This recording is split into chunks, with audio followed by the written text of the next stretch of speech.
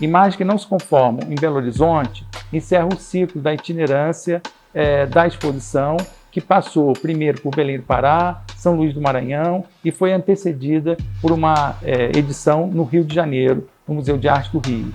Encerrar em Belo Horizonte completa também um ciclo de diálogo com artistas contemporâneos pelo Brasil.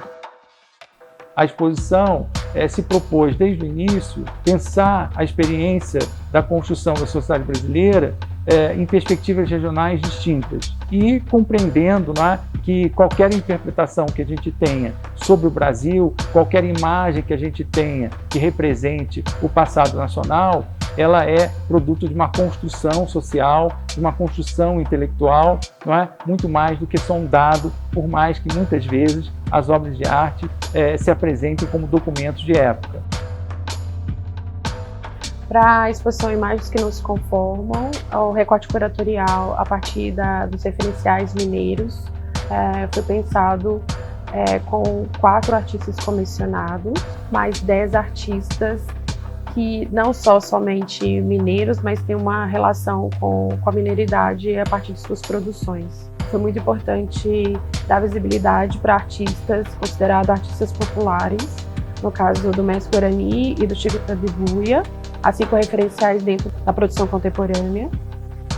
Além disso, outros artistas dialogam diretamente tanto com as temáticas, os núcleos temáticos da exposição, assim como diretamente com as obras do acervo histórico brasileiro, questionando as narrativas hegemônicas existentes dentro da historiografia brasileira. Toda a minha pesquisa artística, ela fala sobre a cidade de Sabará, que é a cidade onde eu moro, nasci e fui criada. A partir disso eu cheguei na Luzia Pinta, que foi uma mulher trazida de Angola para Sabará enquanto escravizada. E dentro dessa trajetória, a Luzia, ela fundou dentro da cidade o que a gente chama de calundu. É um percussor do que hoje a gente entende enquanto banda, enquanto candomblé. E o processo do calundu é um processo voltado para a cura de males, que são males históricos. Então, eu desenvolvi uma pesquisa que se chama Curar Tempo, trazer imagens e criações artísticas que remetam à ideia de liberdade e de cura em formas distintas. Dentro desse processo, eu fiz uma pesquisa extensa sobre a história da várzea de Belo Horizonte.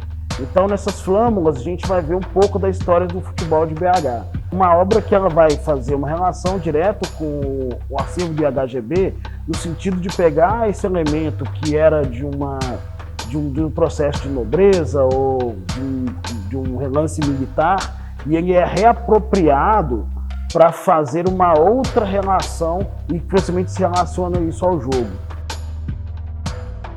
Especificamente essa série, que eu chamo de Carinhosa Cafuné, é uma série que eu pinto sempre pessoas negras e um tecido de pelúcia, assim.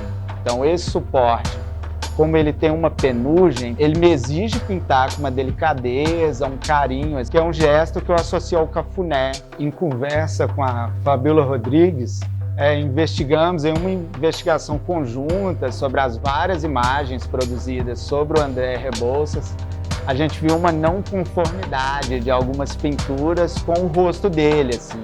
Pois ela afinava o nariz, afinavam os lábios, e então produziam construções imagéticas de um rosto de um homem negro, de certa forma embranquecida, não é?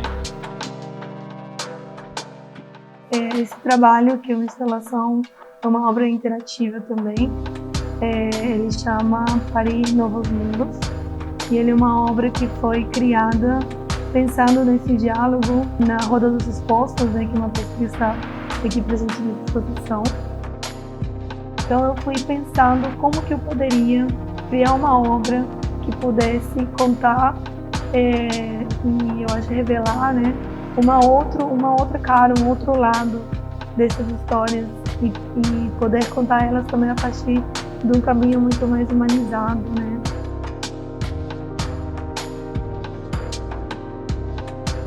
Acho que encerrar a exposição aqui é quase como um presente para Minas Gerais, né?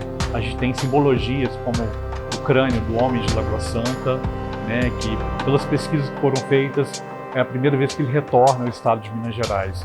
E também, né, a importância, né, que foi criar um diálogo com as obras do IHGB com artistas contemporâneos. Acho que esse trabalho foi muito bem feito, inclusive artistas que já passaram pela instituição dentro do programa Novos Artistas Mineiros. É uma oportunidade também, né, de artistas que a gente impulsionou a carreira deles, estarem voltando nesse espaço, né, já amadurecidos e também, né, com essa questão de poderem dialogar com a exposição do IHGB. É muita emoção para a gente, para o Instituto, para mim, estar em Minas Gerais, nossa terra, né, onde a gente nasceu, onde a gente se formou, e com uma exposição que cumpriu uma trajetória, ao meu ver, muito bonita, muito potente, porque de alguma forma o que era uma ideia se concretizou.